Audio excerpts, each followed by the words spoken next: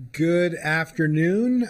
We are here on December 1st. Happy Thanksgiving to everybody, and welcome back. Happy December. We're here for Planning, Housing, and Parks Committee work session. We have 3 items on the agenda. We're joined by our committee members and also by Councilmember Mink. Great to join us here for, I think, 2 items probably today, maybe 3. We'll see. But we're going to get into our item. The first item on our agenda today is Zoning Text Amendment 2513, Omnibus Revisions, Clarifications, and Corrections. Want to welcome Planning and Department of Permitting Services who are here with us today. This Omnibus ETA is similar to other measures we've taken up in PHP over the years. It includes some technical adjustments, clarifications, 2 minor zoning changes that we determined did not require standalone measures. It was introduced on October 14th. Public hearing was on November 18th. A Res J analysis concluded the impacts would be indeterminate. A climate assessment pointed out some minor potential positive and negative impacts. I want to thank planning and the executive branch for their feedback. And Ms. Nadeau, if that suffices as an introduction, why don't we jump in and we can get to the packet. I think the items generally start on page 3, and I'll let you walk through the packet for us unless colleagues have any comments or issues to raise. With that, let me turn it over to you, Ms. Nadeau, and thank you for your work on this. All right, thank you. All right, so I will start at the bottom of page 3 with the provisions of this ZTA. So the first change in this ZTA is to the height restrictions for a regional shopping center in the regional shopping center RSC overlay zone. So that overlay zone has 2 properties. It's Westfield Montgomery and Westfield Wheaton. Our 2 malls are what is currently in the overlay zone. So right now in those zones, you have to have 1.2 million gross leasable square feet to get additional height for certain uses. Those uses are at the top of page 4. It's hotels, apartments, multi-use, retail, parking, health clubs, and facilities. So what the ZTA will do is remove the restriction that you have to hit 1.2 million square feet in order to get those increased building heights. The intent here is to allow more mixed development at these mall sites. I do want to note here that a shopping center, which has to be part of this use, has a minimum of 600,000 gross leasable square feet. So it's still a pretty big site before you're allowed to get that additional height. I know you guys were looking for the footnote of what 600,000 square feet is. I did not include it because it's not exact, but it is half of Ellis Island. So if you're trying to picture the size, pretty big mall sites here. Been there on a couple field trips. Yeah. Although, of course, then it's stacked and not horizontal, which is why I didn't put the footnote in. So I apologize. But so that is our first change in the ZTA. No amendments proposed there. Second is the gross floor area cap on household living in the employment zones. As you might remember, this cap was lifted in ZTA 2503, our commercial to residential reconstruction. After further thought, hearing feedback from the community and concerns about preserving some of our existing retail spaces, this ZTA will restore that original 30% gross floor area cap, which will limit the amount of residential use for a standard method development project in all 3 of the employment zones, which are GR, NR, and EOF, and there are no proposed amendments for this one either. Okay, let's continue. Next is, maybe confusingly, the reverse of that change. So this is about the gross floor area cap for the commercial to residential reconstruction. So the commercial to residential reconstruction use, as you know, let offices and retail convert to residential. At the time, the committee discussed at length and decided on a 30% cap for non-residential uses, so that you could have your apartments and townhouses that have a coffee shop, a laundromat, a grocery store, some level of mixed use, particularly on that ground floor. Unfortunately, the definition of an apartment building says it's a 10% cap. So to make it clear to the public what the intent was at the time, this part of the ZTA will clarify that if you're doing the commercial to residential, you can use the 30% instead of being limited by the 10% for apartment building. Noting again that for that use, it could be apartments or townhouses. There is a recommended amendment here from council staff because of number 2, which puts the cap back for the employment zones, just adding those sections as well to clarify that for commercial to residential, no matter the zone, no matter the building type, the cap will be 30%. A lot of notwithstanding in this ZTA. Okay. So committee agreement for that amendment, the council staff amendment? Okay. All right, next at the bottom of page 5 is the conditional use standards for townhouse living. So ZTA 2401 was our household living, civic, and institutional uses ZTA. It allowed multi-unit living and townhouse living on properties that had religious assembly or an educational institution private. So under the current zoning ordinance, if you go to this section, it's townhouse living for residential detached zones. And there are design for life standards, and then there are these, I believe this is called the Faith ZTA. So they're the Faith ZTA standards. The concern here was that it's unclear if an applicant has to do both. The intent was always that you either do design for life or you do the Faith ZTA, which had a bunch of affordability requirements as well. And so this ZTA will add another notwithstanding to make clear that applicants can choose between either design for life or the Faith ZTA provisions. Otherwise, the standards themselves don't choose and don't change, and it will still be conditional use. Without objection. Okay. Next, number 5 is outdoor storage of bulk items such as boats.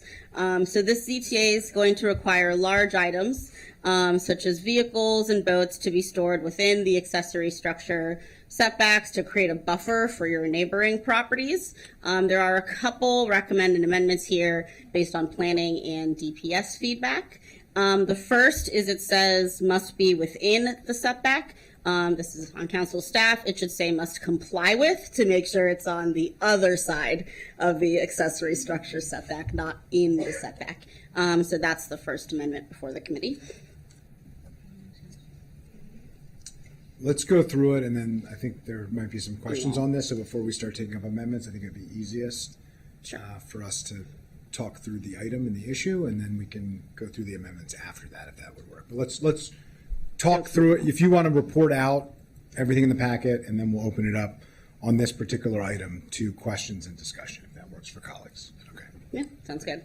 Okay, so next, Planning Board expressed a concern that this section, which is titled Limited Outdoor Storage, has historically been applied to commercial uses. It doesn't say commercial uses, but it does say where merchandise, material, or equipment might be displayed. So Planning Board recommended including the words personal property and private residential property. There was a letter from the county executive noting that they didn't need this language for enforcement. Council staff's opinion is you could go either way. It doesn't harm the language at all, but DPS did note that they don't need it. And so that language is at the top of page 7. I did speak to DPS, apologies, shortly before this work session. They unfortunately couldn't make it due to a family emergency and scheduling conflicts, but they had 2 tweaks they want to make. So if you look at the top of page 7, first it says a licensed, unlicensed, registered, or unregistered vehicle. DPS recommends striking that because the way that this section will work is right now DHCA under Chapter 26 enforces hazardous waste in the yard. So their recommendation is to say legal outdoor storage on private residential property of then skipping down to a vehicle or a bulk item. So that way DHCA and DPS don't have to have internal debates over what's licensed and unlicensed, because sometimes the boat is licensed different from the vehicle it's on. So council staff agrees with that amendment to strike the words licensed through unregistered and then to add the word legal outdoor storage. And second, to remove portable storage unit from the list. Portable storage units refer to pods, also called, I believe, sea containers. Those actually have their own standards because they're considered accessory structures and have to abide by lot coverage, so they recommend striking that line as well. So those 2 minor amendments from DPS. All right, so essentially there's 2 amendments that we have. The first amendment, because I'm going to combine the last 2 because I think they're similar, recommended from DPS. The first amendment is adding on private residential property It's a belts and suspenders issue. DPS doesn't think it's necessary, but it's also not harmful, and so it's a clarifying amendment. And then the second one is to strike licensed, unlicensed, registered, or unregistered, as well as portable storage unit from the paragraph under 6. Yes, I think dividing it that way makes sense. I would add to the first one the or personal property under A. Yeah, But yes, sorry. I think those two. I saw that one. buckets. Yeah, exactly. So number 1 is or personal property under A, and then on private residential property. And then the second amendment is the strike of licensed, unlicensed, registered, or unregistered, as well as further down in the paragraph, portable storage unit. Perfect. So two recommended amendments. Okay. Okay. So then for C, an additional amendment from planning was concerned that this could affect the storage of actual, I don't say actual, but of vehicles in your driveway, such as your car, your truck, your recreational vehicles. The recommendation from planning here was to just make clear that the restrictions about the accessory, about being in the accessory structure setback do not mean that you can't park your car in your driveway. And so that language is on page 8. Council staff has a sort of more technical grammatical tweak here. Instead of saying any use with off-street parking must comply with either, it would be a bit cleaner to say any use with off-street parking that does not comply with Division 6.2 must comply with limited outdoor storage, to make it less of an either or. So you're doing your parking requirement, and if you're not in that bucket, then you go to outdoor storage. So more wordsmithing for that one. Okay, so we're just going to say that that is the updated Amendment 3, Yes. just for clarity purposes. We're going to get into discussion, but I just wanted to get those on the table, and then we can open it up to questions. Anything else you want to share with us on this? No, I believe that's everything. If you're going to discuss it, then I can answer any questions about this bulk item language. Great. Okay. Before we, take up each of the 3 amendments, just open it up to colleagues for any comments or questions. Councilmember Jawanda? Sure. Yeah, just with the chair's permission, I'd love whoever was involved in planning on the recommendations on planning side, I'd like to have them up too. Please, Mr. Berber. So I think my main concerns, I share some of planning's concerns. I think we're obviously trying to address those in these amendments. Just working backwards, I guess, here, since we just talked about this one. The language as proposed and then amended slightly, are we sure that that would protect someone who has a licensed vehicle on their driveway that could be within the setback amount, that's not going to be an issue? There's no, does that take care of that 100%? Ben Berbert for the record from Montgomery Planning. I think we're moving in the right direction. Ms. Nadeau and I actually had a very productive conversation not too long ago, helping with some of this wordsmithing. I think the concern that planning still has, that DPS is less concerned about, is whether or not there are enforceable standards for how you park a personal vehicle on a property. And so I think what the amendment Ms. Nadeau read in is trying to say, use the parking section, and then if you can't, use the outdoor storage section.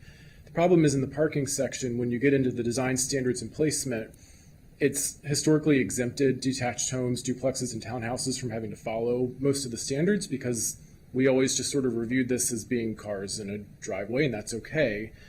And so my concern, trying to read this as more of a layman's person and not about how DPS would enforce it, is I would go through that section and find that there is nothing that clearly says one way or the other what you do with parking personal vehicles. Therefore, I must go to the outdoor storage section, and that amendment would still say this applies to vehicles. And it does list a bunch of things, boats, trailers, but it doesn't say only boats, trailers, campers. It says vehicles like. And so I think my concern is there's still the ability somebody could interpret this as applying to personal vehicles. I mean, I'm happy to hear DPS wouldn't actually enforce it that way.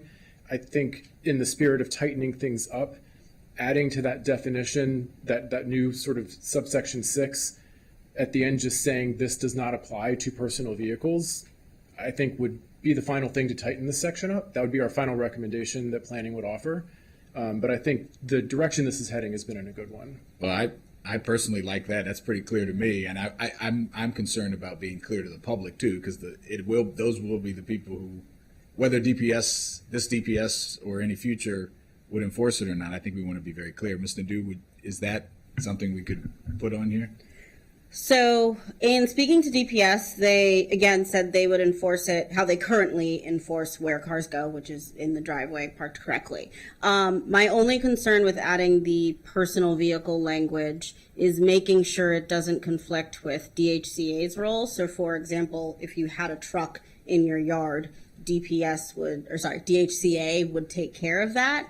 So the language doesn't hurt. I just want to make sure to let you all know that I could check with DHCA after this to make sure that they don't think there's a conflict between having it in both places. I won't put the director on the spot because I know that's not his area of expertise, but well, I would want to know that. I mean, my concern is obviously we want vehicles to be parked, registered legally as required, but we do in no way want to send a signal that you might be in trouble if you park your personal vehicle of any type on your own property. So I guess I would like to include it there, and then maybe if colleagues then get guidance between now and full council on the DHCA issue, maybe as a suggestion. Yeah, why don't we include it as a committee recommendation, but ask that we get feedback from DHCA and DPS just to ensure that there are no issues. And if there are issues, then we can strike it, but then the committee recommendation would be to include it. And my only question would be, does it make sense to have an additional, this does not include, or does it make sense to say excluding a personal vehicle where we list it? And I yield to the zoning attorney who writes this to determine which of those two would be preferable. I will think about it and get back to you. I'm leaning towards does not include, but I'd like a moment. All right, well, let's recommend does not include, and then we can add on later. Yeah, and that was my main concern. The other stuff, I think the amendments cover. Great. Okay, so we were going to clarify that, so thank you for fleshing that out. So I think we're all set on that. So why don't we start? We're going to go backwards. Why don't we start there? Without objection, 3-0 committee recommendation based on the advice from planning. This does not include a personal vehicle. We will recommend that, but ask that staff confirm with DHCA and DPS that doesn't create any enforcement issues. Then we'll take up the second item. We're going to go backwards. I'm going to be true to my point here. That's the striking language as recommended. Amendment 2, striking licensed, unlicensed, registered, or unregistered, as well as portable storage unit from paragraph 6. Without objection, that's going to be 3-0. And then we're going to go to the initial Amendment 1, as we called it, and that's in red in the packet on the top of page 7 in A, adding or personal property, and in 6, adding on private residential property as discussed by Ms. Nadeau. Without objection, that'll be 3-0 as well. Okay, is that clear? Yeah, that's all of them. Thank you. Great. Any other comments from colleagues? Okay, without objection on that, we'll vote all those in favor of the zoning text amendment. Please. Oh, there's one more thing in this. Oh, sorry. Sorry. Yeah, the last item I forgot we had to get back to. I apologize. Just trying to get ahead of it. Number 6, we have one final piece here. This is an easy one. So for ZTA 2503, all the different expedited plans the council has done were consolidated into one.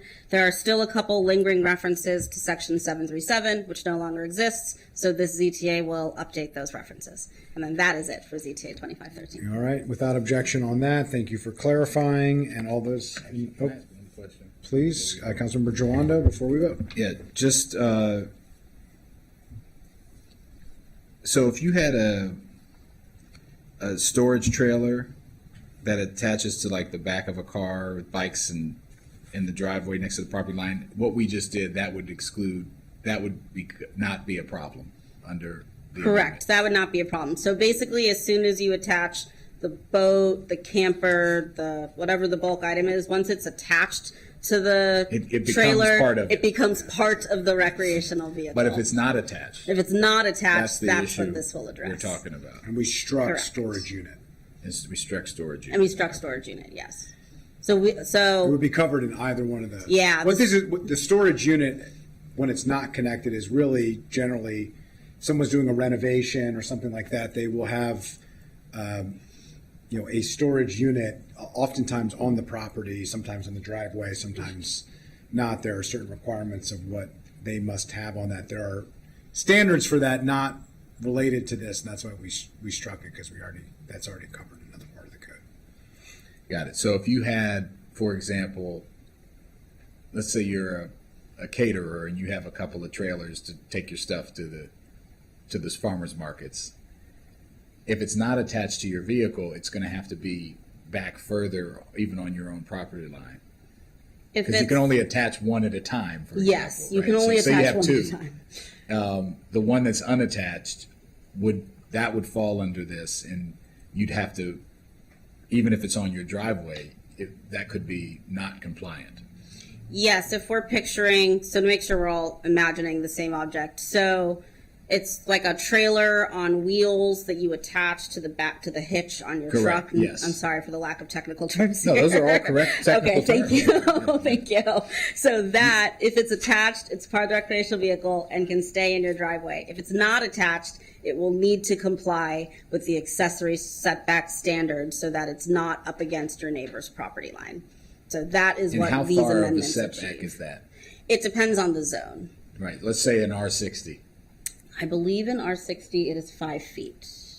Okay, so it have to be We can 5 feet comply. away. I'm just trying to make it real practical, because I think this is something that will impact people. and Yes. They just need to understand. So it would need to be at least 5 in an R60 zone. Need to be at least 5 feet away from your neighbor's property line to be compliant. Correct. So to the extent that, and I picked R60 because that's one of the smaller types, right? To the extent that your driveway is abutting your neighbor's driveway, as long as it's 5 feet away, if possible.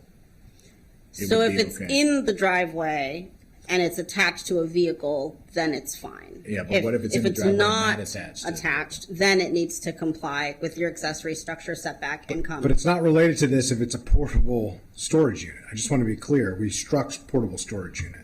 Right, not a portable storage unit. We're talking about like those campers and trailers that are attached to a vehicle that you, I guess, That's drag not a or portable drive. storage unit, is it? No, portable storage unit, in this instant was referring to like the giant pods that people use for That's construction. what I thought. Like, so like a 5x8 trailer is not a portable storage unit. A 5x8, like a camping trailer. Yeah. Correct, that is not a portable storage unit. Because a lot of people move stuff around in those, and just, all right, I may ask some more questions between now and full council. I'm comfortable moving forward now, but go ahead, Mr. Berger. You're going to say something. I was just going to reiterate that I think you are correct, Councilmember Giwando, in that kind of storage unit not attached to a vehicle would need to meet the 5 foot setbacks and be located behind that front building line, which admittedly is why I think the planning board's ultimate recommendation was not to pursue any of this part of the omnibus. I think in the spirit of finding compromise, we're a lot happier with where it's progressed to, because the biggest concern was the personal vehicles. But there could be burdens on small lots for anybody that has any of these sort of other items. And so that does remain a concern of ours, that this could create a burden on a very limited set of population that has these sort of extra types of trailers or recreational vehicles or boats that they are using that would have to find a new place on their private property that complied with these standards. Yeah, and I think generally, like, look, no one wants a 48-foot mobile home on their street, right? Obviously, that's different than you having a 5x8 trailer on your driveway and you just happen to have a close driveway and there's no other place to put it and you use it for your small business. I'm a little concerned about that. Again, I do think there is a universe of people for whom that could be an issue. So I don't know if there's a way to, what I'll do is I'll work with you offline between now and full council. I'll support now, but I'll just flag for colleagues if I can find a way work with you all to address this concern, which I don't think is a de minimis amount of people. I think it will impact some people. I may come back to at full council. But. If it's helpful for the full council staff report, I can include one, what the setbacks are for each of the zones, and then maybe also some photos. I won't do a full PowerPoint, but at least some photos so we can see what the difference is between a portable unit and a camper and a trailer, because those might also have different definitions in the zoning ordinance. Thank you. Great. Okay. All those in favor of the zoning text amendment as amended, please indicate by raising your hand. That is 3-0, and we will pass this along to full council. All right. Thank you. We're going to move on to item number 2. And item number 2 is our expedited bill 3125, landlord-tenant relations, landlord notice requirement, evictions. We have Ms. Wellens here with us, and I will turn it over to Ms. Wellens to walk us through what this does, and I can turn it over to the sponsor of this item to weigh in as well. So why don't you go ahead and walk us through high level, and then we can turn it over to our colleague to share the background. Okay, great. Thank you, Mr. Chair and committee members and council members. This is Expedited Bill 3125, Landlord-Tenant Relations, Landlord Notice Requirement, Evictions. And essentially, as the committee knows, there's a relatively new state law that went into effect on October 1, 2025 that requires landlords to provide at least 6 days advance notice to tenants of when an eviction is going to occur. And that state law also included some enabling authority for the localities that we as the county are authorized to increase the 6-day advance notice to up to 14-day advance notice. So what this bill essentially does is to do just that, to extend the notice from 6 days to 14 days advance notice. And in addition, to say that a copy of that notice must be provided to the Department of Housing and Community Affairs. Sorry, don't know why I trip up on their name every time. So DHCA. And to discuss the bill, there are a number of attendees in the audience who are able to join and answer any council member questions, including from the Sheriff's Office, from DHCA, from SEF, the Services to End and Prevent Homelessness.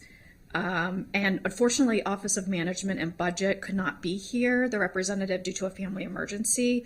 However, DHCA can answer any questions that you have about the fiscal impact. I think that's the great. high level things. Thank you for that. We have a state enabling legislation. We have a municipality of which we are situated who have moved forward with a similar effort. Let me turn it over to Councilmember Mick to share her thoughts on this. Sure, yeah, appreciate the committee for taking this up. Really important bill. I have seen the results of enhanced communication in regards to scheduled eviction dates. I've seen those benefits play out firsthand in my district, so this opportunity was one that definitely had to follow up on. So appreciate the work that was done at the state level to create this pathway.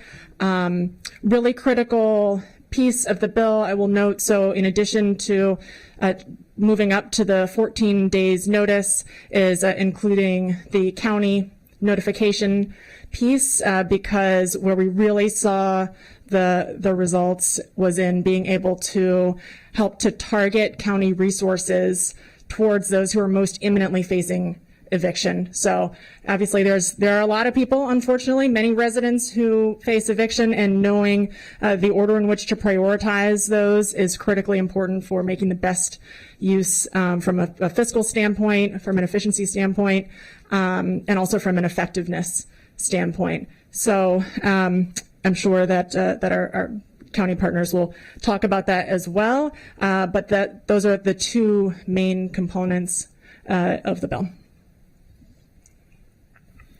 Great. All right, let's go through the packet.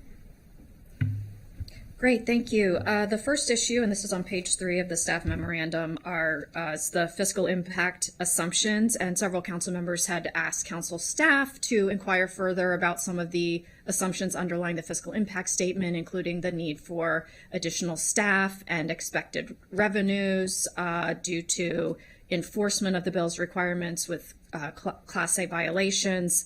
And so DHCA has provided some really thorough and helpful information in response to council staff's questions. And you can see that information from pages 3 up to page 6.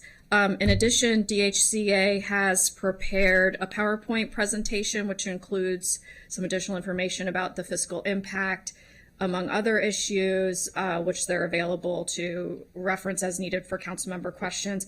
I did want to note that item number 2 for the committee's consideration, which is on page 6 of the staff memorandum, does include a potential amendment, which, if adopted, would obviate a lot of the fiscal impact.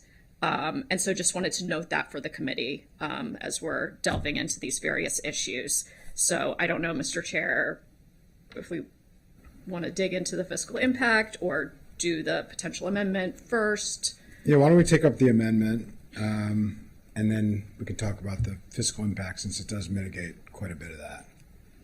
And the potential amendment relates to the notifications to DHCA regarding the evictions. As I noted, DHCA under the bill would be the landlord would be required to send a copy of the tenant notice to DHCA. There is a potential amendment by Sheriff Friedson, Councilmember Lukey, and Councilmember Fanny Gonzalez to take that requirement out to say that the landlord would not have that additional responsibility of sharing the notice with DHCA. However, the landlord would be required to include with the notice a written statement that identifies a website established by DHCA and made current by DHCA that includes information and resources that are available to the tenants in response to an eviction. There is a Dear Colleague letter associated by the amendment sponsors that's at circle 35 of the packet. Councilmember Fanny Gonzalez. Thank you for that. Can we have the director to please come forward and explain this? I received the PowerPoint. Thank you so much. It was very informative. But can you please, whoever. Thank you.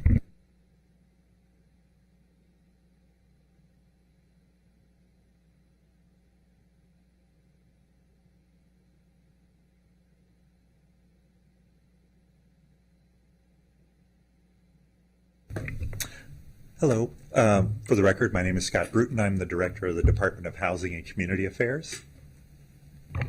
And I'm Christine Hong, Chief of Services to End and Prevent Homelessness with the Department of Health and Human Services. And so the specific question that you would like answered? How does it relate with this amendment? I saw your presentation, your PowerPoint presentation. Perhaps if you can explain your position and why. The notification is Yeah. important? Sure. Yeah. So the notification is important for a couple of different reasons. One, it helps with enforcement. So that if the notification just goes to the tenant, then the county, it's very difficult for the county to know if the landlord is doing what they're responsible for under this. And I will point out one thing we noted in the PowerPoint presentation, that Gaithersburg recently adopted a similar notification requirement that I think went into effect on October 1st. And so they're rolling that out now, that the landlord is also required to notify the city in that case. So for my own clarification, so Gaithersburg is basically doing what the bill is suggesting, but Rockville is different? Yes, to the best of my knowledge, I don't think Rockville has adopted this, but Gaithersburg, Chapter 13, Section 13 through 15C, requires landlords to notify both the tenant and the city once an eviction is scheduled with the sheriff's office, providing the date and time of the scheduled eviction. And that's brand new law. That hadn't been in effect for a while. And so we called them up and asked, and they're in the midst of developing their processes. The city government is. So one is to help with help with enforcement, so we know. But the second part is really, I think, the most impactful, and that's where we have partnered with Services to End and Prevent Homelessness in putting together this PowerPoint presentation, the majority of which describes what we would do with that information. And so I'll kind of combine that with a justification for the additional staff member, because they'd be doing a lot of the work. And so when we would receive, so just I should say, we would set up an email address to make the submission of the eviction notification as simple as possible for the landlords, because they're required to email the tenants under state law anyway. And so they would just be emailing us. They could CC us, or they could just forward the email that they had already sent to the tenant. And the person, this additional staff member, would receive those emails. They would file them electronically. Seth would have access in shared files to whatever we were doing with that. We would also set up, probably at least to start with, a shared, in the cloud, shared Excel database that the new staff member would enter these into. As soon as they were received, that would be shared with both Seth and the sheriff's office if they were interested, because they would already have the information, but it would allow them to see exactly what we had as well. So once the information is received, that person would make sure to notify on a daily basis Seth and the Office of Landlord Tenant Affairs, of which that person would be a part, that new notifications had been received. Then outreach from Seth and from the staff member in ULTA who deals with tenant relocation coordination with Seth, the sheriff's office, and community-based organizations to try to get services immediately. So the change from the 6-day requirement to the 14-day requirement is incredibly important, because oftentimes when we hear about eviction, like a notification, it's multiple days after they've received the 6-day notification. And so it's very hard to intervene to try to help the tenant, either with getting emergency rental assistance or which benefits not only the tenant, but the landlord, because the landlord would be made whole. But if it's not making the landlord whole and keeping the tenant in the unit, there's also helping with relocation assistance to reduce the possibility that they would enter homelessness. And so it is really providing us with the real-time information so that we can begin services outreach to try to prevent folks from, to either keep them in their homes or to prevent them from becoming homeless. And Chief Hong has provided in the PowerPoint some of the information about the costs to the county once someone does become homeless. And so as far as paying for this, there is a very close alignment between what we predict citation revenue would be and the cost of the one staff person. But then there's the significant cost savings to the county, especially in this time when we're seeing, I don't know if you saw in the news, that homelessness has risen very significantly over the past year, partially because of the economy, but also partially because of what's going on with the federal government. And so the almost cost neutral nature of this, plus the really significant cost savings of preventing as many people as possible from becoming homeless, we really think those are like a really important value add to this legislation. I just want to say that clarifies things for me. And again, I think the PowerPoint presentation was extremely helpful. And I understand now your point. It's pretty much just copying the landlord in that email. That makes sense to me. No. Okay, so not pursuing the amendment, comfortable with the bill as drafted. Okay, just a question, in Gaithersburg, did they add staffing to fulfill this requirement, the notification piece? I do not know that yet. We made some calls. Last week was vacation for a lot of people, and so we made some calls, and we're trying to get additional information from Gaithersburg as how they're going to operationalize this brand new law. Yeah, could you find that out? I mean, my concern is twofold. One, I think we're all in agreement, the 14 days, the state has allowed us to do that. That is a good thing, very supportive of that, want to move forward with that. Full stop. Yeah. The question is, on the enforcement side, I am concerned that we're not actually going to be able to enforce the notification piece of this, and we're setting unrealistic expectations, number one. And number two, I'm concerned about adding more staff. And I'm a little skeptical of the cost neutrality dynamic of it. I think the benefit, the cost savings societally into county government of somebody not becoming homeless and experiencing homelessness, clear. As clear as can possibly be, and that 14 days will help significantly in that regard. I think the question of whether or not this is going to be cost neutral, that you'll be able to essentially find your way into funding a position, which is essentially what you're suggesting.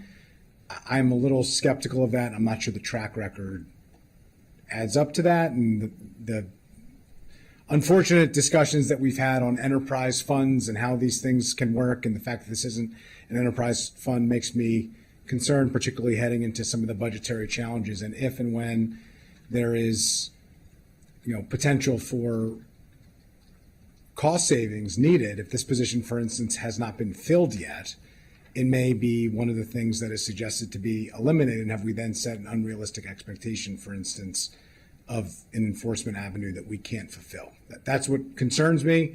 Trying to find the right balance, I think, is hard. But I understand where you're coming from as well. It's a little bit complicated if Rockville is doing it in one way and Gaithersburg is doing it in another way. That does make it a little bit challenging. I do think it would be helpful to get additional information for how Gaithersburg is doing it and whether or not they are requiring dedicated position or positions in order to fulfill the notice requirement, because that is one of the concerns that I personally have. Having said that, I don't think we're going to move forward with the amendment at the time, but I do think it would be helpful for us to understand that so we can discuss, if needed, at full council. And that has nothing to do with the 14-day requirement, which is really the primary focus of the bill. It's not the only focus of the bill.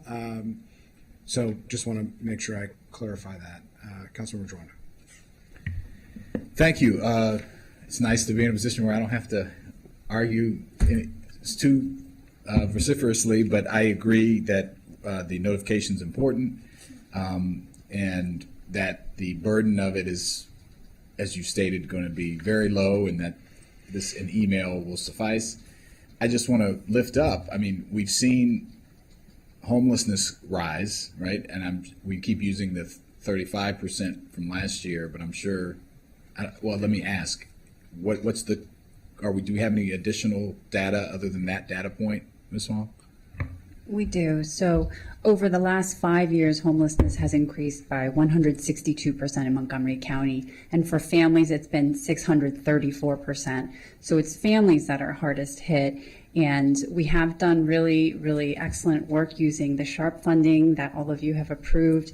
And we've housed as many families as were counted in the last point in time count. So that's a very good thing. And on an average, one family per day presents in need of shelter every day in Montgomery County. Yeah. So anything we can do to intervene and prevent as many evictions as possible is really what we want to do.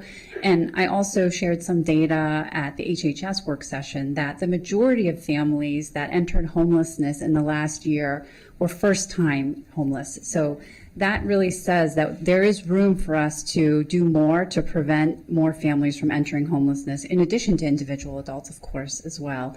So my hope is with this increase in time that we have. As we saw at the Enclave, we were able to prevent nearly all the evictions of the refugee households that were facing eviction there. And that saved the county, in terms of shelter costs, more than $1 million. So I do think that there would be savings. It might not show up in the way that we think, but there would certainly be other savings which are just as important. And then, of course, preventing each household from entering homelessness in and of itself is really our responsibility, the moral charge that I have as chief of staff. And so I take this very seriously and appreciate any support that the council can provide in providing more time and communication with both DHCA and DHHS so that we can intervene.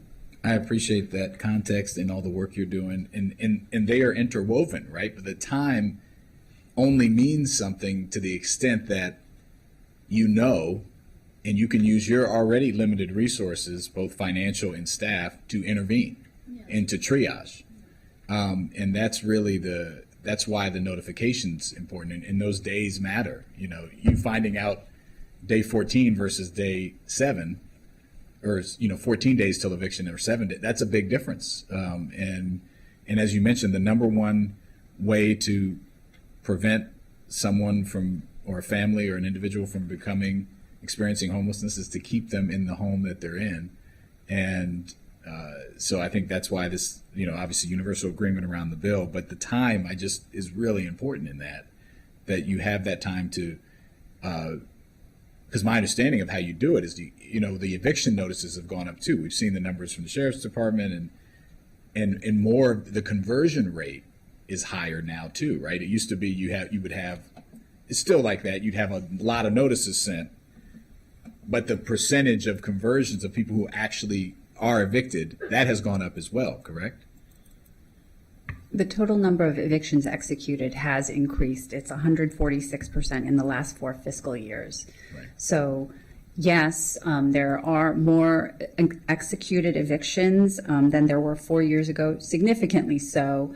We do know that the sheriff's office has a threshold, a certain number they can execute per day, and that's a limiting factor. But at the same time, the number of evictions scheduled has also gone up. So we're doing everything we can at that point to work with those households to prevent that from happening. But they are going up, and then you can see the correlation with our increasing numbers of people experiencing homelessness as well. I appreciate that. So I'm glad we're moving forward with the bill as drafted. I think it's important. And obviously, if there's any new information, please share it. But I feel like this is in a good place. Thank you. Appreciate it. I'll just note, originally the thought was, why don't we have the sheriff's office provide the information to DHCA, which makes too much sense, of different divisions and departments within government talking to each other. It became clear that we couldn't require that because they're not officially a county entity, county institution, and so we couldn't pass a law that requires or compels them to do anything. So unfortunately, the easiest and obvious solution of us doing our job and working collaboratively and coordinated, doesn't exist. We can ask and request, but we can't require. And unfortunately, that doesn't provide the assurance that we get what we want, which is ultimately what we were hoping to achieve. So I just wanted to note that would, I believe, be the best case scenario, but it is not a practical option given the legal framework in which we find ourselves. So we're not going to move forward on this. We're going to move forward to the next amendment. Do you want to talk about this issue, or you want to talk about the next one? Okay. All right. Let me turn it to the sponsor. Thank you. I just wanted to agree with everything that's being said. I'm glad we're not moving forward with this amendment. And it's great to hear about the email address plan and how simple we're able to make that for the landlords. I think that makes a big difference.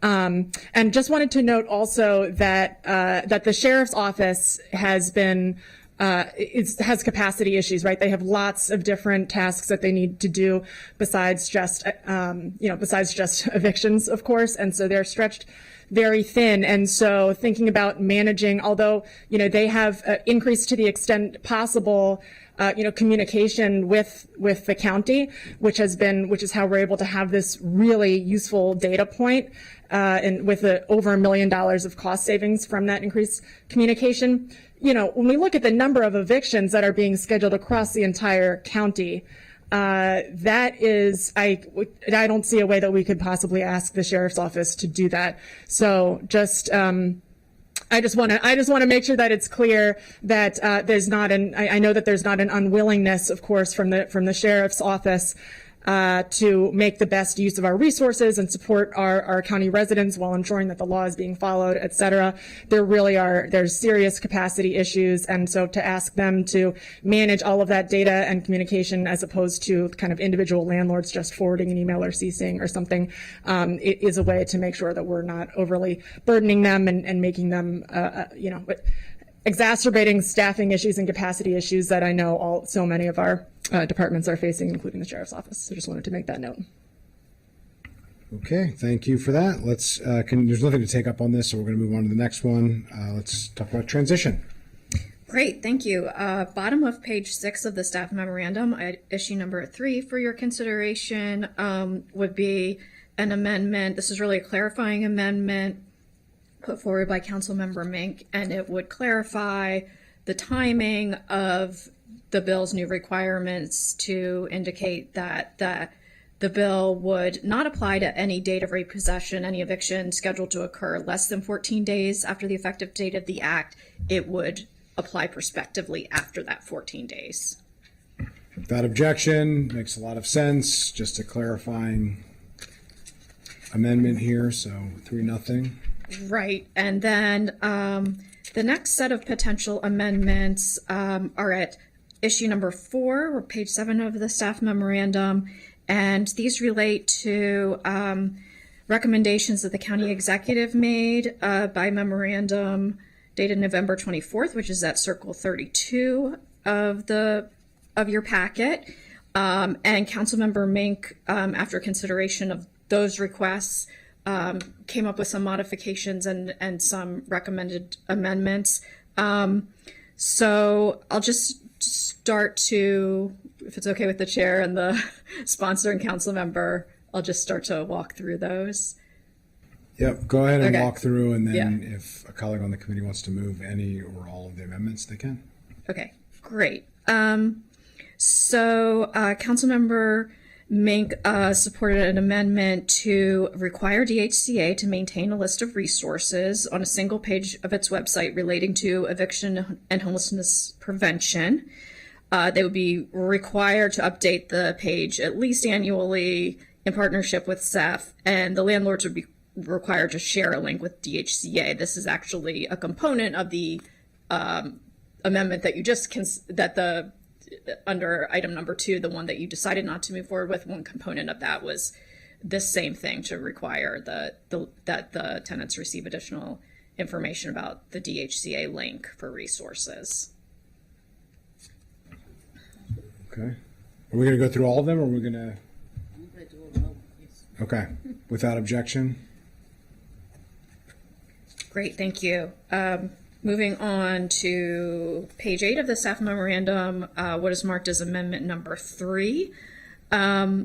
So Councilmember Mink had supported the executive's recommendation to require landlords to provide notice to DHCA at least 14 days in advance of the scheduled eviction. I think that this was something that was intended under the original bill, that it makes sense that DHCA would be notified simultaneously with the tenant in order to give DHCA as much ability to help as possible. And so this council staff thinks this would be an important clarification and consistent with the intent.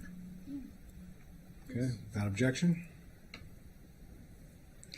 I'm going to jump to amendment number 5 before going back to 4, if you don't mind. So amendment number 5, this is page 9 of the staff memo, relates to requiring DHCA to maintain a record of the notices, and also to share the information with CEF immediately upon receipt of the notice. And so essentially this is mandating some information sharing between county departments, which, unlike what the chair was saying in the scenario where we can't mandate information sharing on behalf of the sheriff, but we could with respect to our departments. So that is an option for the committee.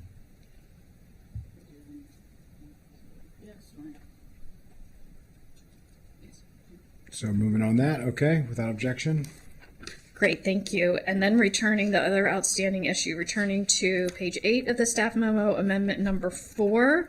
And I don't know if DHCA wants to speak to this, but if you look at the recommendation number 4 in the executive's memo, he's recommending the addition of specific requirements for the notice provided to DHCA, including the following: district court case number, tenant's name, et cetera, et cetera. There's a lot of detailed information there. Council staff's only concern is that this is, largely duplicative of the information that's mandated by the state law. And so, that would be my concern that I'd want to note for the committee, that the state laws are already highly prescriptive in the exact information that needs to be provided. Why don't we turn it over to the director to speak to that? Sure. I think part of what we're trying to get at with that requirement is to make sure sometimes not every landlord has a management company, and not every management company has, well experienced staff. Somebody might be new, might not send us the whole eviction notice. What we're trying to get at is that, if there was another way to say it, we want the full eviction notice that's required to be sent to the tenant. And so we're sort of listing the information there to make sure they understand all of this information has to be conveyed. But if we can, if Ms. Wellens can come up with a way that it's very clear in the law, and that we can be very clear in our explanations to landlords and their management companies that we're requiring the full notification that goes to the tenant to be sent to us in another way, instead of saying basically all the information that's supposed to be in there, we're fine with that. We just want to make sure it's clear that the full notice with all the state required information needs to be sent to DHCA for sharing with SEF. Councilor Joanna. Yeah, I appreciate that. I would like not to be duplicative if we could, but is there anything that's in state law, this list that was on top, starts on the bottom of page 8, that is not what you want to receive? Is that's the information you want, correct? Correct. And your concern is that it's listed out and they just might not know to send the whole packet. That's your concern. So could we just could we say the full packet consistent with and cite the state law, maybe, Ms. Mullins? Yes, I think that would be a straightforward way to do it. Yeah, we would be perfectly fine with that. We just want to make it clear for the landlords, because we don't want to be some kind of gotcha thing where they don't understand. We want to make it clear what they're required to send to us. So yes, I would say recommend to colleagues, like wherever that's appropriate language, but the full, what's the name of the full eviction packet as required by, and then cite this provision of state law.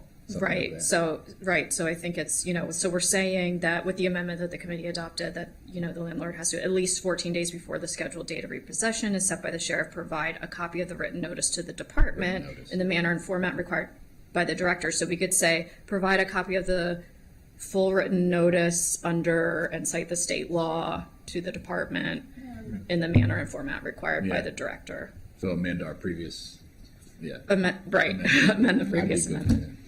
Okay, without objection. So it'd be full written notice pursuant to the state law and reference to state law. Okay, without objection. Okay, thank you. Those are all the items that staff had noted for the committee, Mr. Chair. Okay. All right. I don't think we have any other items on this. All those in favor of the Expedited Bill 3125 as amended, please indicate by raising your hand. That is unanimous, 3-0. Okay, great. We're going to move on to item number 3. Thank you to the department for joining us. Thank you to Seth, not just the director or the chief, excuse me, but all of the team members. It is becoming more and more challenging. We were reminded of that when 60-degree weather turned into 30-degree weather over the holidays as we head into a season of gratitude, so much that we take for granted. And it was very, very cold at night in particular and into the early hours of the morning. And so those in our community, the growing number of residents who are unsheltered and the folks who work every day to serve them and support them, we just want to express our appreciation, our gratitude. So thank you. Okay, we're going to move on to item number 3, which is zoning text amendment 2512, overlay zones, University Boulevard overlay zone. This was introduced on September 9th, introduced by the council president, the request of the planning board to implement the recommendations of the University Boulevard corridor plan. There was a public hearing that was held on October 28th, and I'm going to turn it over to Ms. Nadeau to walk us through the item in the packet. Okay, so first I want to note that, as you know, the plan has not yet been approved by the district council, so this staff report is based on recommendations made by the committee, and then from there they will move in conjunction. So I just wanted to flag that since that came up at the public hearing.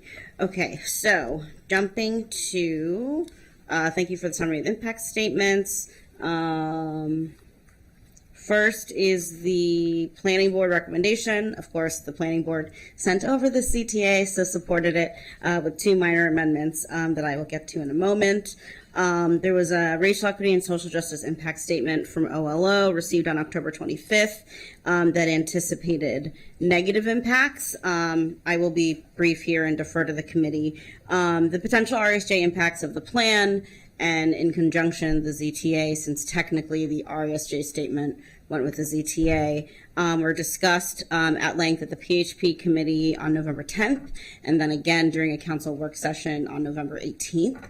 And OLO Planning sent a response to OLO's initial statement, and then OLO sent a response back. And so pages 2 through 3 of the staff report summarize the findings of each of those statements.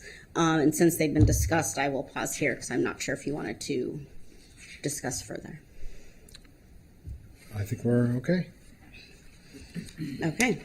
Similarly, there is a climate assessment for the ZTA. There was also a climate assessment for the plan, so it is similar. The assessment recognizes that at total build out, the plan could have higher emissions, but conversely, it could create opportunities for more families to live along the corridor, reducing transportation needs. So those are the impact statements. So I will jump to the substance of the ZTA on page 4. So pages 4 through 5 give an overview of what's in the ZTA. I will go through this since I know there's questions about what goes in the ZTA and what can just go in the plan generally. So first, for ZTA 2512 is some formatting because we're adding a new overlay. We have to alphabetize the rest of the overlay zones. And next is a purpose of the overlay zone. The first major substantive piece is listing land uses in the CRN zone. As noted, the council may rezone some of the properties in the plan to CRN, and rather than following the traditional CRN standards, the overlay zone will make some modifications to that zone, which include 1, allowing accessory dwelling units. The reason this is needed is ADUs are not typically permitted in the commercial to residential zones. And then second, allowing the CRN properties in the overlay to have non-residential uses if they satisfy the standards of the R60 zone.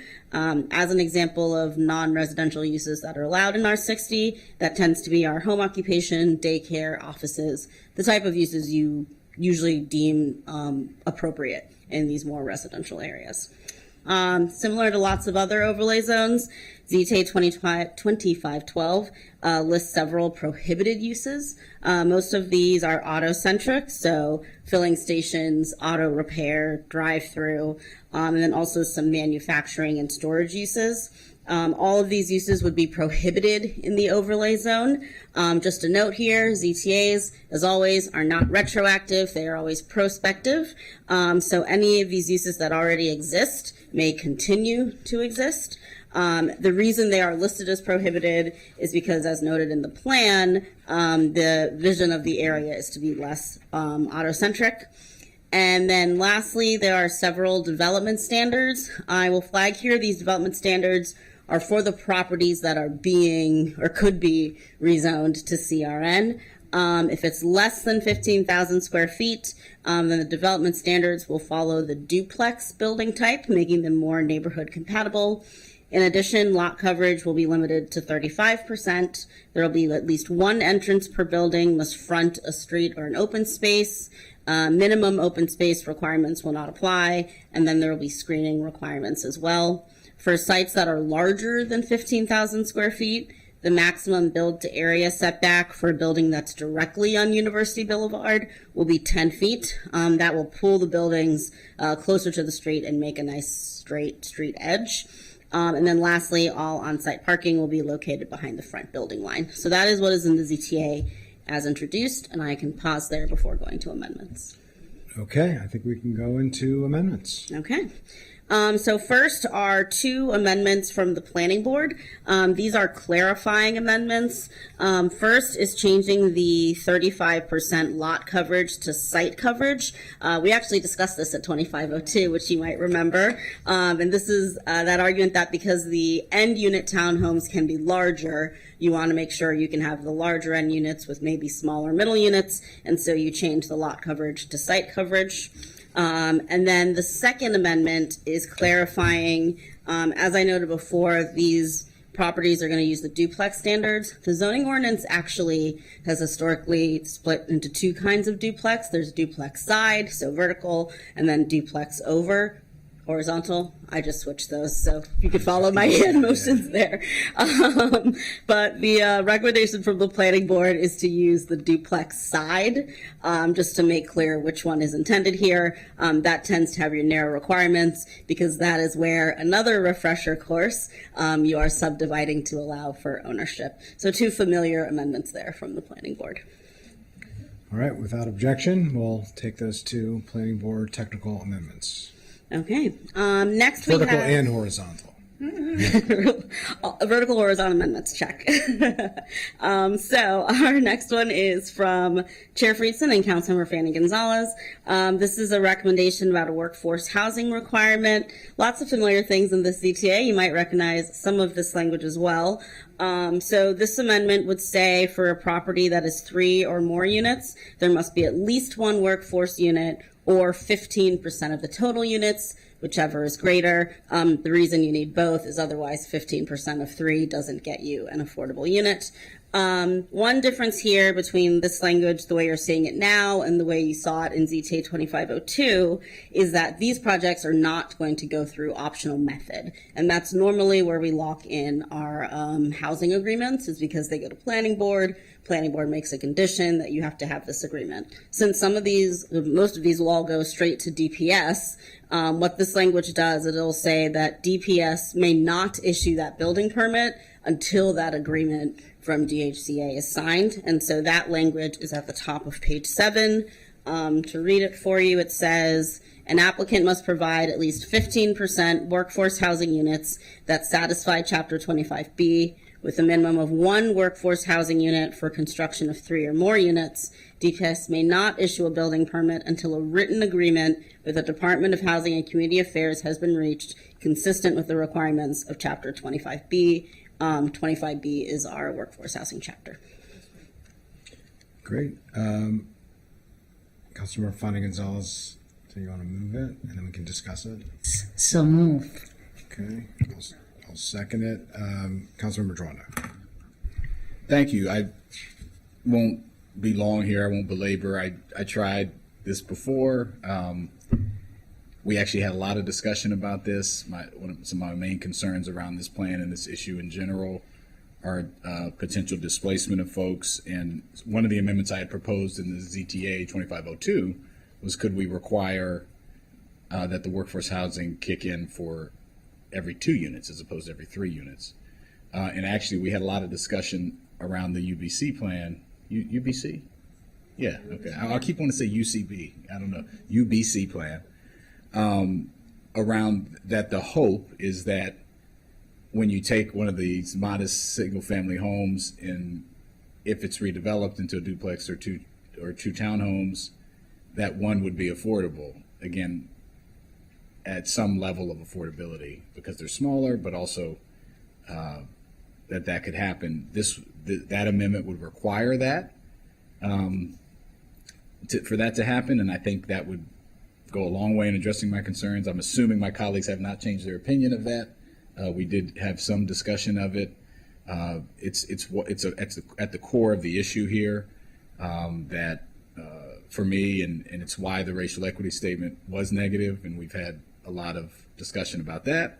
And so I will support this because it is better than having nothing as far as a requirement, which I also brought up in the context of the UBC plan that this would change for the University Boulevard corridor, the ZTA 2502, which had some level of affordability for 3 or more units. We've all talked about, and I would agree and have talked about, that our workforce housing program is not utilized and not effective, and that we need to address that. But to have something in there, I think is better than nothing. So I will support the amendment, not because I think it's the best, but it's because better than nothing. So just wanted to state my view and appreciate colleagues. Appreciate it. I'm a big believer that it's the world of the alternative versus the almighty when it comes to policy making. So we'll go for progress, if not perfection. And with that, I think we have a 3-0 committee recommendation on the amendment. Let's move on to item 3. So item 3, in reviewing the plan itself, council staff went through it all to make sure there was nothing in the plan that needs to be in the ZTA. The only thing that we found was on page 80 of the plan, there's a recommendation that there's 15% MPDUs in new development.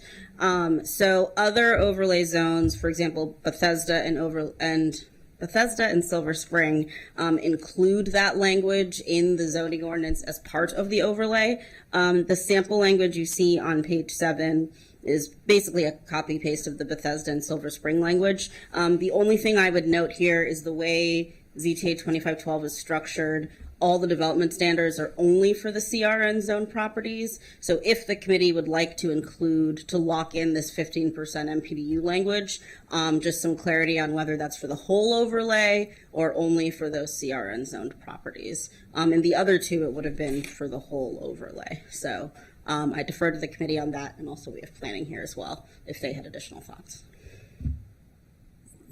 What's the practical difference here, given the other changes that we have made? Obviously, there was a significant difference if we were to have rezoned a larger swath of the land area going into the neighborhoods, which we did not do. What's the function? I'm not saying that we shouldn't necessarily do it even if there isn't a functional difference. I just think it would be helpful for us to know if there is a functional difference, and it's not clear to me, given the other actions that we've taken, whether or not there is a functional difference here.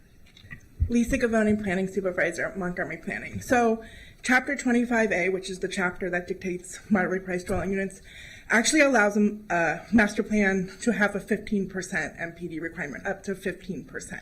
So having that language in the plan already covers the entire boundary of the University Boulevard corridor plan. However, it has been good practice when we've created overlay zones to include that language. Also, our intent, the planning board's intent, was with the 15% requirement to cover the entire plan area. Yeah, I agree. Maybe I didn't ask my question clearly enough.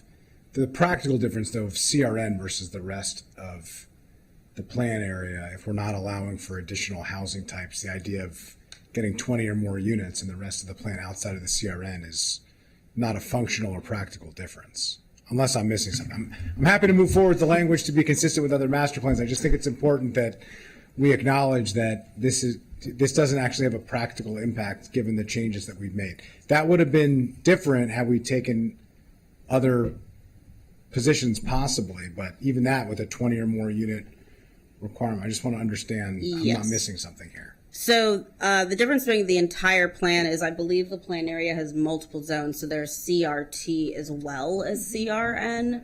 And so that would be the main. All right, so this would cover CRT as well, which is already really covered, but this would cover it more clearly? This would require the 15%, like areas around Four Corners are not actually in the overlay zone, most of that development area, and that's actually where some of the bigger development yields could come out of this plan. So it probably is best practice to just cover the entire plan area. So it's already covered, but this just makes it clear that it's covered. Yes. Okay, all right. Without objection, I just wanted to clarify that was my understanding. It wasn't clear to me what we were covering. We're not really covering anything additional from this, but it's just clarifying language to make sure everyone's clear that the entire plan area is covered by 15%. The good news is if there ever were a change in the future, the standard now becomes 15%, which is a good practice.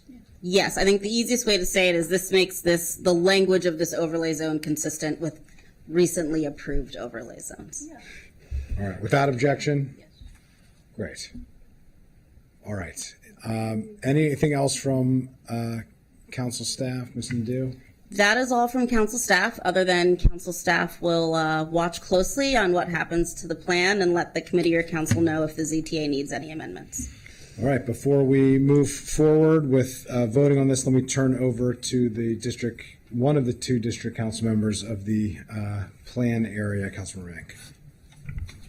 Thank you. I just wanted to note for committee members and the public that my staff and I are working with Ms. Nadeau and with representatives from some of the businesses in the plan area on an amendment regarding prohibited uses. So it's not ready for discussion today. The desire is just to make sure that our local businesses are able to continue to thrive in Four Corners there, but we'll make sure to have it ready for consideration by the time the ZTA comes to full council. Great.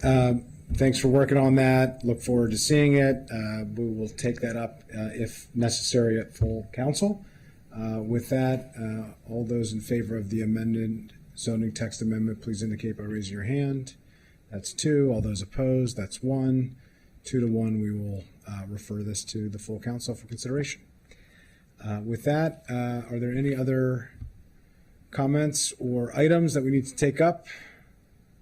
Don't think so. Looking over your shoulder, that means no, because you're the only one I was looking at. So with that, with appreciation to everybody for being here, we are adjourned.